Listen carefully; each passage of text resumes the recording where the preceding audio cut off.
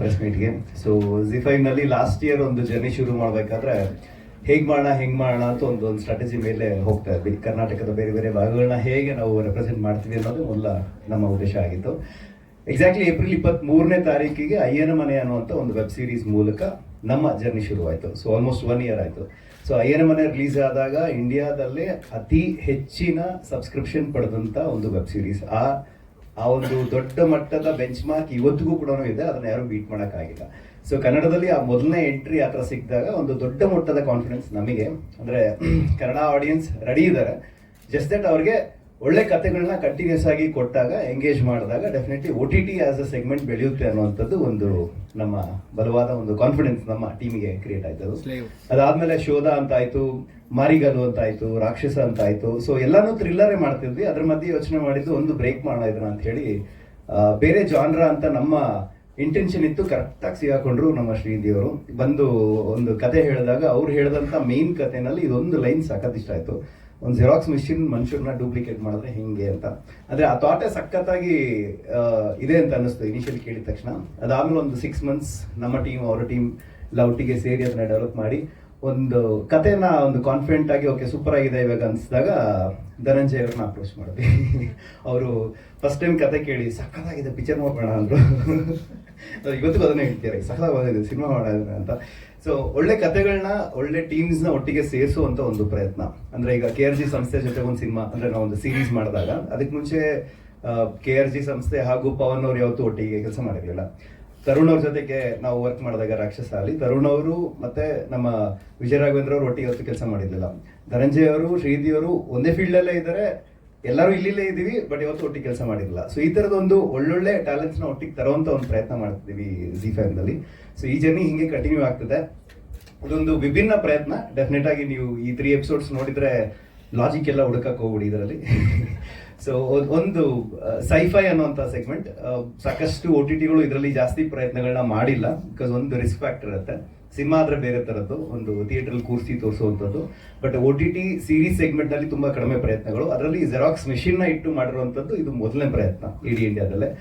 ಆ ಒಂದು ಐಡಿಯಾ ಬಂದಿದ್ದಕ್ಕೆ, ಅದು ಐಡಿಯಾ ನಮ್ಮ ಜೊತೆ ಶೇರ್ ಮಾಡಿದ್ದಕ್ಕೆ ಥ್ಯಾಂಕ್ ಯು ಹೇಳ್ತೀನಿ ಶ್ರೀದೇವಿ ಅವರಿಗೆ. ಅದರ ಜೊತೆಗೇನೆ ಜರ್ನಿ ಕಂಟಿನ್ಯೂ ಆಗ್ತದೆ. ಸಾಕಷ್ಟು ಒಳ್ಳೆ ಪ್ರಯತ್ನಗಳು ಮಾಡ್ತಿದ್ವಿ ಝಿ5ನಲ್ಲಿ. ರೈಟರ್ಸ್ ರೂಮ್ ಅಂತ ಮಾಡಿದೀವಿ. ಕನ್ನಡದ ಸುಮಾರು ಒಂದು 13 ಜನ ರೈಟರ್ಸ್ನ ಒಟ್ಟಿಗೆ ಸೇರಿ ಈ 13 ಜನನು ಕೋರ್ ಆಗಿ ನಮ್ಮ ಒಂದು OTTಗೋಸ್ಕರ ಬರೀಲಿಕ್ಕೆ ಅಂತ ಒಂದು ಸಣ್ಣ ಟೀಮ್ ಕಟ್ಕೊಂಡು ಅದನ್ನ ಜರ್ನಿ ಸ್ಟಾರ್ಟ್ ಮಾಡಿದೀವಿ. ಶಾರ್ಟ್ ಫಿಲ್ಮ್ ಕಾಂಟೆಸ್ಟ್ ಇಷ್ಟು ದಿನ ಅದು ಎಂಟ್ರೀಸ್ ಓಪನ್ ಇತ್ತು.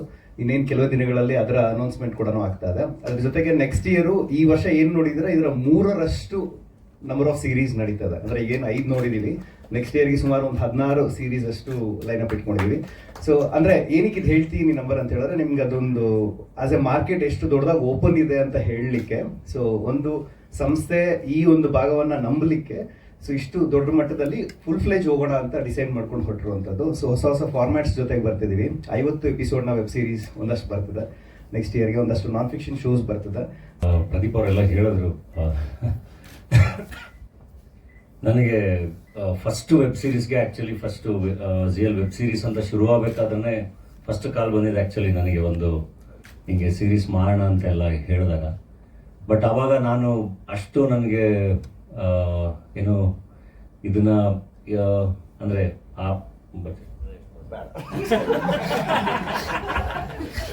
ಅಂದರೆ ಅದನ್ನ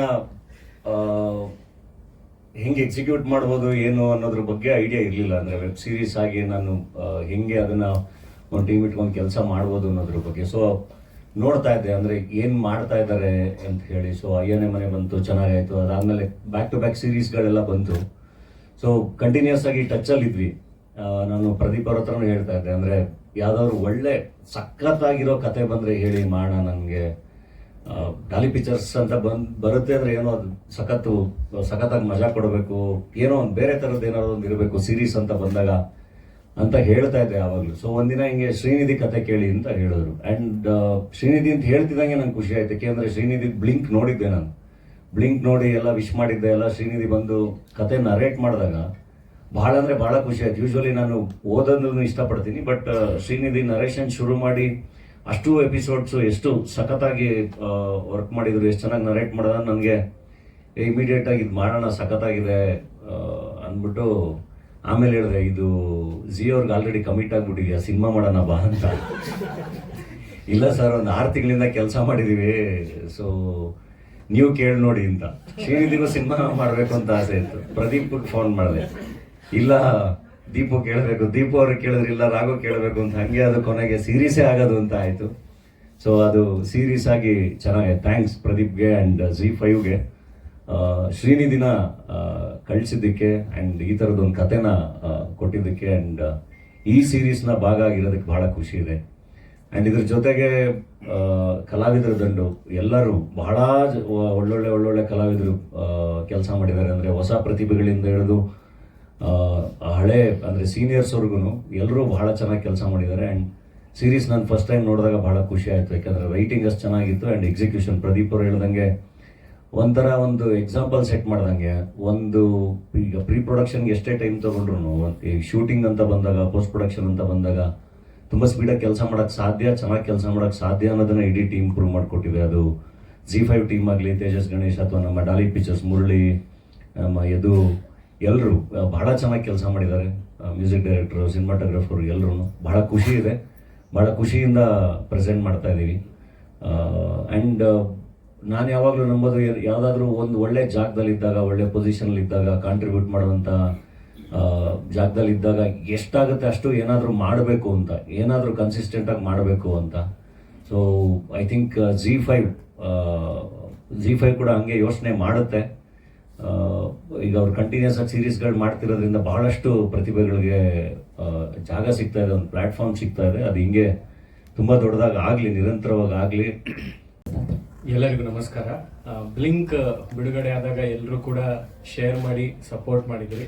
ಆ್ಯಂಡ್ ಈಗ ಜೆರಾಕ್ಸ್ ಮೂಲಕ ಮತ್ತೆ ಇನ್ನೊಂದು ಕಥೆನ ತಗೊಂಡು ಬಂದಿದ್ದೀನಿ. ಸೊ ಈ ಕತೆ ಹೊಡೆದಿದ್ದು ಚಾಮರಾಜಪೇಟೆಯಲ್ಲಿ. ನಾನು ಚಾಮರಾಜಪೇಟೆಯಲ್ಲಿ ಅವಾಗ ಇದ್ದಿದ್ದು, ಈಗ ಶಿಫ್ಟ್ ಆಗ್ಬಿಟ್ವಿ ಮದುವೆ ಆದ್ಮೇಲೆ. ಸೊ ಚಾಮರಾಜಪೇಟೆಯಲ್ಲಿ ಇದ್ದಾಗ ಜನರಲಿ ನಾನು ಸ್ಕ್ರಿಪ್ಟ್ ಎಲ್ಲ ಪ್ರಿಂಟ್ ಔಟ್ ಮಾಡಕ್ಕೆ ಅಂತ ಉಮಾಟಾಕಿಸ್ ಎದುರುಗಡೆ ಒಂದು ಜೆರಾಕ್ಸ್ ಅಂಗಡಿ ಇದೆ, ಅಲ್ಲಿಗೆ ರೆಗ್ಯುಲರ್ ಆಗಿ ಹೋಗ್ತಿರ್ತೀನಿ, ರೆಗ್ಯುಲರ್ ಬೇಸಿಸ್ ಅಲ್ಲಿ. ಸೊ ವಿಡಿಯೋ ಅಂತ ಒಂದು ಸಿನಿಮಾ ಸ್ಕ್ರಿಪ್ಟ್ ಮಾಡಿದ್ದೆ, ಅದನ್ನ ಜೆರಾಕ್ಸ್ ಮಾಡ್ಸಕ್ಕೆ ಅಂತ ಹೋದಾಗ ಸಡನ್ ಆಗಿ ಒಂದು ವೇಕ್ ಥಾಟ್ ಬಂತು. ಅವ್ನು ಯಾವ್ದೋ ಒಂದು ಪ್ಯಾನ್ ಕಾರ್ಡ್ ಇಟ್ಟೇನೋ ಪ್ರಿಂಟ್ ಏನೋ ಮಾಡ್ತಾ ಇದ್ದ, ಇದ್ರಲ್ಲಿ ಫೋಟೋ ಪ್ರಿಂಟ್ ಬರೋದು ಬಂದು ಮನುಷ್ಯರೇ ಬಂದ್ಬಿಟ್ರೆ ಚೆನ್ನಾಗಿರುತ್ತಲ್ಲ ಅಂತ ಅನ್ನಿಸ್ತು. ಅವತ್ತೇ ಬರೆದು ಅದನ್ನ ರಿಜಿಸ್ಟರ್ ಮಾಡಿಸ್ದೆ ಲೈನ್ನ. ಆಮೇಲೆ ಆ ಲೈನ್ ಡೆವಲಪ್ ಮಾಡೋಣ ಅಂತ ಹೋದಾಗ ಒಂದಿನ ಸುಮ್ಮನೆ ಏನೋ ಬೇಗ ಐಡಿಯಾ ಬಂತು, ಏನೇನೋ ತರೋಣ, ಸ್ಪೇಸ್ ಶಿಪ್ ಅದು ಇದು ಅಂತೆಲ್ಲ ತಂದು ಒಂದು 1990 ಆಸುಪಾಸ್ನಲ್ಲಿ ನಡೆಯುವಂತ ಒಂದು ಕತೆ. ಇದು ಪಾವಗಡ ಮತ್ತೆ ಮಧುಗಿರಿ ಸುತ್ತಮುತ್ತ ನಡಿಬೇಕು ಈ ಕತೆ ಅಂತ ಒಂದು ಬರೆದೆ. ಆಮೇಲೆ ಒಂದು ಕ್ರೈಮ್ ಥ್ರಿಲ್ಲರ್ ಮಾಡೋಣ ಇದನ್ನ ಅಂತೆಲ್ಲ ಬರ್ದಿಟ್ಕೊಂಡೆ. ಪ್ರದೀಪ್ ಸರ್ ಕೇಳಿದಾಗ ಒಂದು ಆಡಿಯೋ ಮಾಡಿದ್ದೆ, ಒಂದು 6 ಮಿನಿಟ್ಸ್ ಆಡಿಯೋ, ಅದನ್ನ ಕಳಿಸ್ದೆ. ಸರ್ ಆ ಲೈನ್ ಚೆನ್ನಾಗಿದೆ, ಬಟ್ ಒಂದ್ ಸ್ವಲ್ಪ ಚೇಂಜ್ ಮಾಡೋಣ, ಇದನ್ನ ವಾಸ್ತವವಾಗಿ ತರೋಣ, ಇನ್ನೊಂದಿಷ್ಟು ಬೇರೆ ತರ ಮಾಡೋಣ ಅಂತ. ಆಮೇಲೆ ನಾನು ಫಸ್ಟ್ ವೆಬ್ ಸೀರೀಸ್ ಅಂದಾಗ ನನ್ನ ತಲೆಯಲ್ಲೂ ಇದ್ದಿದ್ದು ನಾವು ಸೀರಿಯಸ್ ಆಗಿ ಏನಾದ್ರು ಮಾಡಬೇಕು, ಕ್ರೈಮ್ ಥ್ರಿಲ್ಲರ್ಸ್ ಹೇಳ್ಬೇಕೇನೋ ಅಂತ. But over the period of time ಇಲ್ಲ, ಎಂಟರ್ಟೈನ್ಮೆಂಟ್ ಕೊಡಬೇಕು ಅಂತ ಅನ್ಸಿ ಒಟ್ಟಿಗೆ ಕೂತು ಮತ್ತೆ ಎಂಟರ್ಟೈನಿಂಗ್ ಆಗಿ ಇದನ್ನ ಫನ್ ಫ್ಯಾಕ್ಟರ್ಸ್ ನೆಲ್ಲ ತಂದು, ಅದಾದ್ಮೇಲೆ ಶೇಕ್ಸ್ಪಿಯರ್ನ ಏನಂದ್ರೆ ಕಾಮಿಡಿ ಆಫ್ ಎರರ್ಗಳು ಹೇಗಿರುತ್ತೆ, ಮತ್ತೆ ಕನ್ನಡದ ಉಲ್ಟಾ ಪಲ್ಟಾ ಹೇಗೆ ಒಂದೇ ಐಡೆಂಟಿಟಿ ಇರುವಂತ 2 ಪರ್ಸನಾಲಿಟಿಗಳು ಬಂದಾಗ ಏನೇನು ಕಾಮಿಡಿ ಕ್ರಿಯೇಟ್ ಆಗ್ಬೋದು, ಅದನ್ನ ಇಟ್ಕೊಂಡು ಡೆವಲಪ್ ಮಾಡೋದಕ್ಕೆ ಸ್ಟಾರ್ಟ್ ಮಾಡಿದ್ವಿ. ಅದಾದ್ಮೇಲೆ Z ಕಡೆಯಿಂದ ಹೇಳಿದ್ರು, ಡಾಲಿ ಸರ್ ಅದು ಇವರು ತುಂಬಾ ಸಸ್ಪೆನ್ಸ್ ಕೊಡೋ ತರ ಹೇಳಿದ್ರು. ಒಂದ್ ನಂಬರ್ ಕಳ್ಸಿದೀನಿ, ಡಾಲಿ ಧನಂಜಯ್ ಅವರಂತ ಒಂದ್ ನಂಬರ್ ಕೊಟ್ಟಿದೀನಿ, ಡಾಲಿ ಧನಂಜಯ್ ಅವರಂತ. ಸೊ ಅವ್ರ ಹತ್ರ ಮಾತಾಡಿ ಅಂತ ಅಂದ್ರು. ನನಗೆ ಫಸ್ಟೇ ಭಯ ಆಯ್ತು, ಸರ್ ಹತ್ರ ಹೆಂಗಪ್ಪ ಮಾತಾಡೋದು ಅಂತ. ಸೊ ಫೋನ್ ಮಾಡಿ ಮಾತಾಡಿದೆ. ಅಂಡ್ ಫಸ್ಟ್ ಟೈಮ್ ನರೇಶನ್ ಹೋದಾಗ್ಲೂ ತುಂಬಾ ಶಿವರ್ ಮಾಡ್ತಾ ಇದ್ದೆ, ಯಾಕಂದ್ರೆ ನಾನು ನ್ಯಾಷನಲ್ ಕಾಲೇಜಲ್ಲಿ ಓದುವಾಗ ನಾನೊಂದು ಮೋನ ಆಕ್ಟಿಂಗ್ ಮಾಡಿದ್ದೆ, ಅದರಲ್ಲಿ ಫಸ್ಟ್ ಪ್ಲೇಸ್ ಬಂದಿತ್ತು, ಸರ್ರೇ ನನಗೆ ಅವಾರ್ಡ್ ಕೊಟ್ಟಿದ್ರು. ಸೊ ಅದೆಲ್ಲ ಒಂದ್ಸತಿ ನಾಸ್ಟಾಲಜಿ ಆಯ್ತು. ಸರ್ನ ಮತ್ತೆ ಭೇಟಿಯಾಗಿ ಅವ್ರಿಗೆ ಕತೆ ಹೇಳಿದೆ, ಅವ್ರಿಗೂ ಕೂಡ ತುಂಬಾ ಇಷ್ಟ ಆಯ್ತು. ಒಂದು ಹುಮ್ಮಸ್ ಬಂತು, ಕತೆ ಮೇಲೆ ಒಂದು ಕಾನ್ಫಿಡೆನ್ಸ್ ಬಂತು. ಅದಾದ್ಮೇಲೆ ತಕ್ಷಣಕ್ಕೆ ನಾವು ಇದನ್ನ ಪ್ರೊಡಕ್ಷನ್ ಮಾಡಿ ಮುಂದಕ್ಕೆ ಹೋಗ್ಬೇಕಾಗಿತ್ತು. ಆಗ ತಂತ್ರಜ್ಞರನ್ನ ಹುಡುಕುವಾಗ ನಮ್ಗೆ ಸಿನಿಮಾಟೋಗ್ರಫರ್ ಆಗಿ ಆದರ್ಶ್ ಅವ್ರು ಸಿಕ್ಕಿದ್ರು. ತುಂಬಾ ಅದ್ಭುತವಾಗಿ ಇದನ್ನ ಕಟ್ಕೊಡೋದ್ರಲ್ಲಿ ಅವರು ದೊಡ್ಡ ಮಟ್ಟದಲ್ಲಿ ಕೆಲಸ ಮಾಡಿದ್ರು. ತದನಂತರದಲ್ಲಿ ನಮ್ಮ ಸಂಗೀತ ನಿರ್ದೇಶಕರು ವಿನಯ್ ಅವರು, ಅವರು ಒಂದು 3 ತಿಂಗಳಿಂದ ಸುಮ್ನೆ ವಾಟ್ಸ್ಆಪ್ ಅಲ್ಲಿ ಇನ್ಸ್ಟಾಗ್ರಾಮ್ ಅಲ್ಲಿ ಟೆಕ್ಸ್ಟ್ ಮಾಡಿದ್ದೆ, ಅವ್ರದ್ದು ಯಾವ್ದೋ ವರ್ಕ್ ಇಷ್ಟ ಆಗಿತ್ತು ಅಂತ, ಒಟ್ಟಿಗೆ ಕೆಲಸ ಮಾಡೋಣ ಅಂತ. ಸೊ ವಿಧಿಯ ಕೈವಾಡ, ಅಟ್ ಎ ಟೈಮ್ ಸಡನ್ ಆಗಿ ಅವರೇ ಇದಕ್ಕೆ ಕೆಲಸ ಮಾಡೋ ತರ. ವೆಬ್ ಸೀರೀಸ್ ಈ ಪ್ಲಾಟ್ಫಾರ್ಮ್ ನನಗೆ ಹೊಸದೇನಲ್ಲ. ತುಂಬ ವರ್ಷಗಳಿಂದನೇ ನಾನು ಹನಿಮೂನ್ ಅಂತ ಒಂದು ವೆಬ್ ಸೀರೀಸ್ ಮಾಡಿದ್ದೆ. ಅದರ ನಿರ್ಮಾತೃ ರಾಜ್ಯ ಪ್ರದೀಪ್ ಅಲ್ಲೇ ಕೂತಿದ್ದಾರೆ. ಅದಾದ್ಮೇಲೆ ಇಷ್ಟು ವರ್ಷ ಆಯ್ತು ನಾನು ಒಂದು ವೆಬ್ ಸೀರೀಸ್ ಮಾಡೋದಕ್ಕೆ. ಅದ್ರ ಮಧ್ಯೆ ತುಂಬಾ ಜನ ಕೇಳ್ತಾ ಇದ್ರು, ಯಾಕೆ ವೆಬ್ ಸೀರೀಸ್ ಬೇಸ್ ಚೆನ್ನಾಗಿದೆಯಲ್ಲ, ಅದನ್ನ ಯಾಕೆ ಮಾಡಬಾರ್ದು ಅಂತ. ನಾನು ಮಾಡಕ್ ರೆಡಿ ಇದ್ದೆ, ಆದ್ರೆ ಯಾವುದು OTT ಪ್ಲಾಟ್ಫಾರ್ಮ್ಗಳು ರೆಡಿ ಇರಲಿಲ್ಲ ಪ್ರೊಡ್ಯೂಸ್ ಮಾಡೋದಕ್ಕೆ. ಅವರು ಪ್ರೊಡ್ಯೂಸ್ ಮಾಡೋದಿರಲಿ, ನಾವು ಮಾಡಿರೋ ಸಿನಿಮಾನೇ ತಗೊಳ್ಳೋದಕ್ಕೆ ಈಗ ಹಿಂದೆ ಆಗ್ತಾ ಇದ್ದಾರೆ ಕನ್ನಡದಲ್ಲಿ. ಯಾಕೆ ಅಂತಂದ್ರೆ ಅವ್ರು ಕೊಡೋ ಒಂದು ಸಿಂಪಲ್ ಉತ್ತರ ಅಂದ್ರೆ ಕನ್ನಡದಲ್ಲಿ ವ್ಯೂವರ್ಶಿಪ್ ಇಲ್ಲ ಅಂತ. ಸೊ ಇಂಥ ಟೈಮಲ್ಲಿ ZEE5 ಅವ್ರು ಬಂದು ಇಲ್ಲ ಕನ್ನಡದಲ್ಲಿ ವ್ಯೂವರ್ಶಿಪ್ ಇದೆ, ಅದನ್ನ ನಾವು ಟ್ಯಾಪ್ ಮಾಡ್ತೀವಿ ಅಂತ ಹೇಳಿ ಕಂಟಿನ್ಯೂಸ್ ಆಗಿ ಒಂದಷ್ಟು ಸೀರೀಸ್ಗಳನ್ನ ಪ್ರೊಡ್ಯೂಸ್ ಮಾಡಿದ್ದಾರೆ.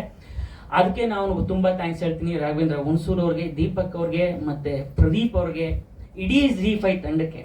ಯಾಕಂತಂದ್ರೆ ಬೇರೆ ಎಲ್ಲಾ ಭಾಷೆಗಳು ನೋಡಿ ಬೇರೆ ಬೇರೆ ತರದ ಎಕ್ಸ್ಪೆರಿಮೆಂಟ್ಸ್ಗಳು, ಪ್ರಯೋಗಗಳು ಆಗ್ತಾ ಇದಾವೆ. ಹಿಂದಿಲಿ ಇರ್ಬೋದು, ತೆಲುಗಲ್ಲಿ ಇರ್ಬೋದು, ತಮಿಳ್ ಇರ್ಬೋದು. ಕನ್ನಡದಲ್ಲಿ ಯಾಕೆ ಈ OTT ಸ್ಪೇಸ್ ಯಾಕೆ ಯಾರು ಎಕ್ಸ್ಪ್ಲೋರ್ ಮಾಡ್ತಿಲ್ಲ ಅಂತ. ಸೊ ಇದೇನಾದ್ರು ಆದ್ರೆ ಎಷ್ಟು ಜನ ಕಲಾವಿದರ ಕೆಲಸ ಸಿಗುತ್ತೆ, ಎಷ್ಟು ಜನ ರೈಟರ್ಸ್ ಕೆಲಸ ಸಿಗುತ್ತೆ, ನಮ್ದೇ ಎಷ್ಟೋ ಕಥೆಗಳು, ಎಷ್ಟೋ ಕಾದಂಬರಿಗಳು ವೆಬ್ ಸೀರೀಸ್ ಆಗಿ ಬರೋ ಚಾನ್ಸ್ ಇದೆಯಲ್ಲ. ಸೊ ಆ ನಿಟ್ಟಿನಲ್ಲಿ ZEE5 ಅವ್ರಿಗೆ ತುಂಬು ಹೃದಯದ ಧನ್ಯವಾದಗಳು ಹೇಳ್ತೀನಿ.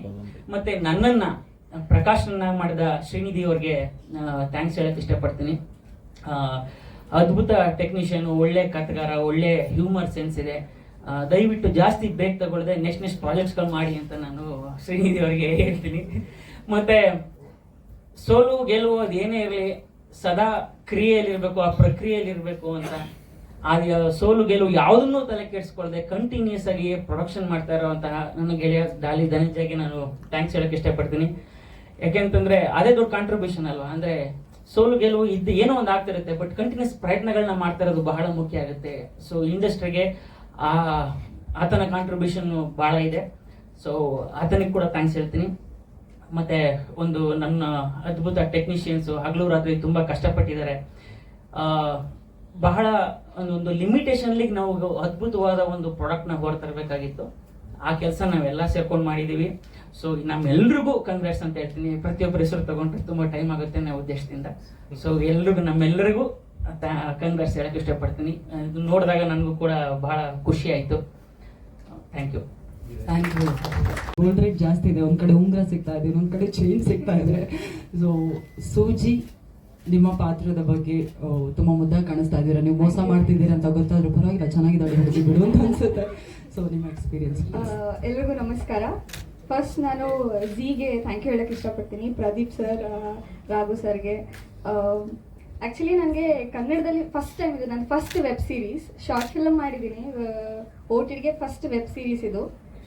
ನಾನು ಇದಕ್ಕೂ ಮುಂಚೆ ಹಾಟ್ಸ್ಟಾರಲ್ಲಿ ಮಾಡಿದೆ ತೆಲುಗು ಅಲ್ಲಿ, ಬಟ್ ಕನ್ನಡದಲ್ಲಿ ಮಾಡಬೇಕು ಬಿಕಾಸ್ ನಾನು ಇಲ್ಲಿ ಹುಟ್ಟಿ ಬೆಳೆದಿರೋದು. ನನಗೆ ಫಸ್ಟ್ ಹೆಸರು ಮಾಡಿಕೊಟ್ಟಿದ್ದು ಕನ್ನಡ ಪೀಪಲ್. ಸೊ ಇಲ್ಲಿ ವೆಬ್ ಸೀರೀಸ್ ಮಾಡಬೇಕು ಅಂತ ತುಂಬ ಇಷ್ಟ ಆಯಿತು. ನನಗೆ ಫಸ್ಟ್ ಕತೆ ಕೇಳಿದ ಕತೆ ಇಷ್ಟ ಆಗಿತ್ತು. ಡಾಲಿ ಪಿಕ್ಚರ್ಸ್ ಅಂದಾಗಂತೂ ನಂಗೆ ಅದೇ ಡೇಟಲ್ಲೇ ನನಗೆ ಮೂವಿ ಶೂಟ್ ಇತ್ತು, ತೆಲುಗು ಮೂವಿ ಶೂಟ್ ಇತ್ತು. ಅವ್ರಿಗೆ ಫೋನ್ ಮಾಡಿ ರಿಕ್ವೆಸ್ಟ್ ಮಾಡಿ ಪೋಸ್ಟ್ಪೋನ್ ಮಾಡ್ಕೊಳ್ಳಿ, ಪ್ರೀಪೋನ್ ಮಾಡ್ಕೊಳ್ಳಿ, ಡಾಲಿ ಪಿಕ್ಚರ್ಸ್ ನಾನು ವೆಬ್ ಸೀರೀಸ್ ಮಾಡಲೇಬೇಕು ಅಂತ.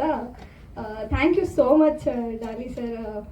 ನಿಮ್ಮ ಡಾಲಿ ಪಿಕ್ಚರ್ಸ್ ಪ್ರೊಡಕ್ಷನಲ್ಲಿ ನಾನೊಂದು ಮೆಂಬರ್ ಆಗಿರೋಕ್ಕೆ ಒಂದು ತುಂಬ ಹೆಮ್ಮೆ ಅನಿಸ್ತಿದೆ, ತುಂಬ ಖುಷಿ ಆಗ್ತಿದೆ. ಆ್ಯಂಡ್ ಶ್ರೀನಿಧಿ ಸರ್, ಒಂದು ಅವಾರ್ಡ್ ವಿನ್ನಿಂಗ್ ಡೈರೆಕ್ಟರ್ ಜೊತೆ ಕೆಲಸ ಮಾಡಿದ್ದು it was really great sir. ಅವರು ಕೆಲಸ ತುಂಬ ಕಂಪೋಸ್ಡ್ ಆಗಿ ಸ್ಮೂತ್ ಆಗಿ ಮಾಡ್ತಾರೆ. ತುಂಬ ಕಲಿಯೋಕ್ಕೆ ಸಿಕ್ತು. ಆಮೇಲೆ ತುಂಬ ದೊಡ್ಡವ್ರ ಜೊತೆ ಆ್ಯಕ್ಟ್ ಮಾಡೋಕ್ಕೆ ಚಾನ್ಸ್ ಸಿಕ್ತು. ಓಂ ಸರ್ ಆಗಿರ್ಬೋದು, Richard sir, Nath sir. So ತುಂಬ ಖುಷಿ ಆಗ್ತಿದೆ. ಆ್ಯಕ್ಚುಲಿ ಎಷ್ಟೊಂದು ಮಾತಾಡಬೇಕು ಅಂತಿದೆ, ಮಾತು ಬರ್ತಿಲ್ಲ.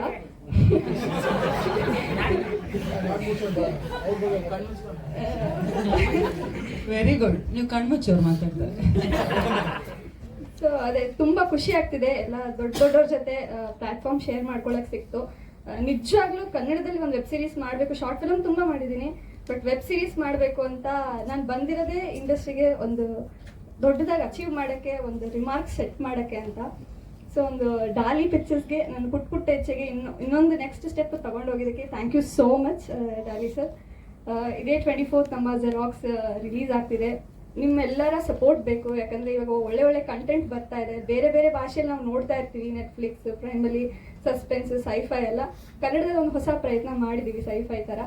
ಸೊ ನಿಮ್ಮೆಲ್ಲರ ಸಪೋರ್ಟಿಂದ ನಮಗೆ ಇನ್ನಷ್ಟು ಒಳ್ಳೆ ಕಂಟೆಂಟ್ ನಾವು ಆಡಿಯನ್ಸ್ಗೆ ತಲುಪೋಕ್ಕೆ ಆಗುತ್ತೆ. ಸೊ ಎಲ್ಲರೂ ತಪ್ಪದೆ ನೋಡಿ ನಮಗೆ ಸಪೋರ್ಟ್ ಮಾಡಿ.